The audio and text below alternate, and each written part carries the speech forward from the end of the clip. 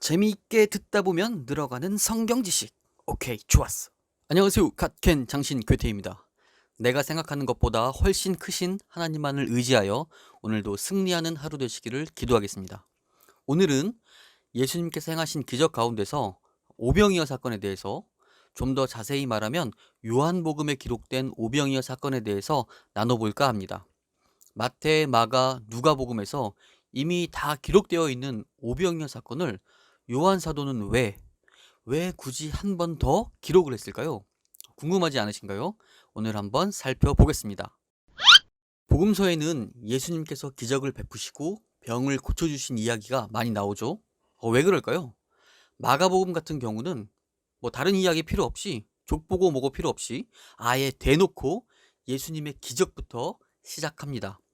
예수님께서 이런 일을 하셨으므로 하나님의 아들이라는 것이 확실하다는 것이죠. 요한복음 20장 30절 31절에 말씀하십니다. 예수께서 제자들 앞에서 이 책에 기록되지 아니한 다른 표적도 많이 행하셨으나 오직 이것을 기록함은 너희로 예수께서 하나님의 아들 그리스도이심을 믿게 하려 하며 또 너희로 믿고 그 이름을 힘입어 생명을 얻게 하려 함이니라. 예수님께서 수많은 기적을 보여주시고 수많은 사람들의 병을 고쳐주신 이유도 그것이야말로 예수님이 하나님의 아들이라는 걸 알리는 가장 좋은 방법이기 때문인 것이죠. 요한복음의 마지막 말씀인 요한복음 21장 25절 말씀이 이렇습니다. 예수께서 행하신 일이 이 외에도 많으니 만일 낱낱이 기록된다면 이 세상이라도 이 기록된 책을 두기에 부족할 줄 아노라. 이 말씀을 보면 얼마나 많은 기적을 베푸셨을지 상상이 가지 않을 정도입니다. 요한복음은 다른 복음서보다 대략 30년 정도 늦게 쓰여졌다고 알려져 있습니다. 성경에서 요한계시록과 함께 가장 나중에 기록된 책이죠. 아마 요한은 다른 복음서들을 보았을 것이고 그것을 보면서 자신이 경험했던 예수님의 기적을 많이 떠올렸을 것입니다. 그래서 요한복음에는 예수님의 기적에 대해서는 웬만하면 겹치지 않는 선에서 7개 정도만 기록하고 있을 뿐입니다. 그런 사도 요한이 예수님께서 행하신 기적 중에서 이미 마태, 마가, 누가복음에 기록되어 있는 사건 중에 또다시 기록한 사건이 있었으니 바로 예수님의 오병이어 기적이었습니다. 굳이 왜 또 기록했을까요? 너무 큰 기적, 정말 기적 중에 기적이라 한 번 더 기록하고 싶었을까요? 그러나 다시 말하지만 요한은 예수님께서 행하신 일이 너무 많아서 다 기록 못할 정도로 많다고 했습니다. 그럼에도 굳이 오병이어 사건을 또 기록한 이유는 무엇일까요?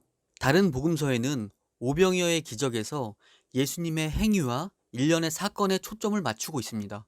기본적으로 공간 복음서 자체가 예수님의 행위에 초점을 맞추기도 했지만요. 오병이어 사건은 더욱 그럴 수밖에 없습니다.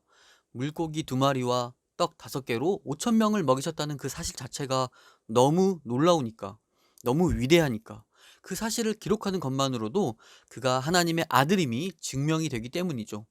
그러나 요한은 그 위대한 사건 속에 사실 더 깊은 내용이 있고 그것을 많은 사람들에게 알려주고 싶어서 요한복음에 다시 한번 오병이어 사건을 기록하게 된 것입니다. 오병이어 사건 이후에 어떤 일이 있었나요?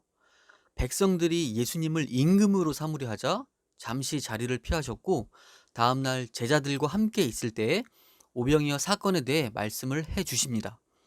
너희가 나를 찾는 이유가 떡을 먹고 배불렀기 때문이 아니냐. 썩을 양식을 위해 일하지 말고 영생하도록 있는 양식을 위하여 하라. 라고 일침을 날려주시죠. 그래도 제자들은 이해를 못하겠다는 듯이 아니 예수님, 주님께서 베푸신 기적은 우리를 배불리 먹여주기 위함이 아닙니까?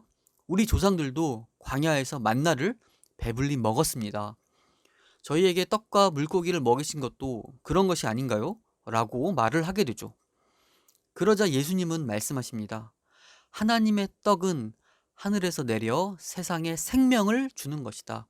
그리고 바로 내가 생명의 떡이니 내게 오는 자는 결코 배고프지도 않고 영원히 목마르지 않을 것이다 라고 말씀해 주십니다. 오병이어의 사건은 그 사건으로 인해 한순간 배부르고 끝날 일이 아니라 영원한 생명의 떡이 되시는 예수님을 깊이 생각하라는 뜻이 담겨 있었던 것입니다.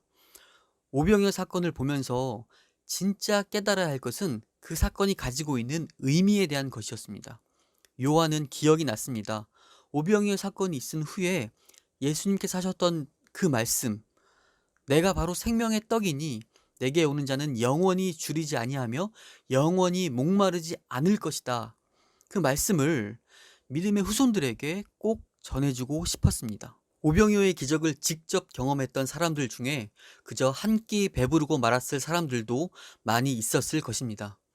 그러나 그 기적을 통해 예수님께서 영원한 생명의 떡이 되시는구나 라고 진정으로 깨달은 사람들은 단지 한 끼를 먹고 끝나지 않고 영원한 생명을 얻었을 것입니다.